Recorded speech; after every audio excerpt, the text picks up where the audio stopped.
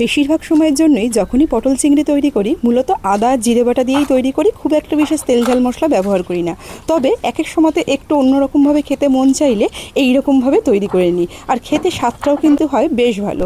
এখানে তরকারির জন্য আলু আর পটলটাকে একটু ডুমো ডুমো করে কেটে নিয়েছি, আর পটলের একটু খোসা রেখে কাটার চেষ্টা করেছি, এতে পটলগুলো তরকারির মধ্যে পড়লে একবারে নেতিয়ে যায় না।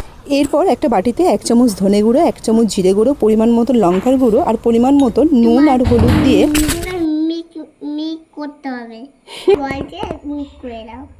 শুনতেই পেলেন। এরপর একটু জল দিয়ে মশলাটাকে মিক্স করে দিতে হবে।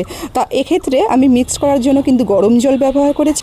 আর অন্যদিকে আলু আর পটলটাকে তো আগেই ধুয়ে রেখে দিয়েছিলাম, চলে যাচ্ছি মূল রান্নায়।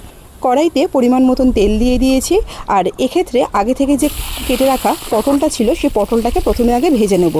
পটলগুলো ভেজে নেওয়ার সময় কিন্তু নুন হলুদ আমি কিছুই দিইনি, শুধুমাত্র পটলগুলোকে ভেজে তেল থেকে তুলে রেখে দেবো। আর এই বাদবাকি তেলের মধ্যেই যে চিংড়ি মাছটা আছে সেই চিংড়ি মাছটাকেও ভেজে নেব। এখানে আমি প্রায় 300 গ্রাম মতন চিংড়ি ব্যবহার করেছি। নুন হলুদ মাখিয়ে ওই তেলের মধ্যেই ভেজে তেল সমেত চিংড়িটাকে উঠিয়ে নেব।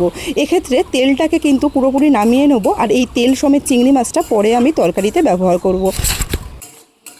যেহেতু পটল আর চিংড়ি দুটোই ভাজা হয়ে গেছে, এরপর সামান্য তেলেই বাদবাকি রান্নাটা করব। এখানে প্রায় 2 থেকে 3 চামচ মতন তেল দিয়ে এর মধ্যে একটা তেজপাতা একটু ফোড়নে দিয়েছি, আর দিয়েছি একটু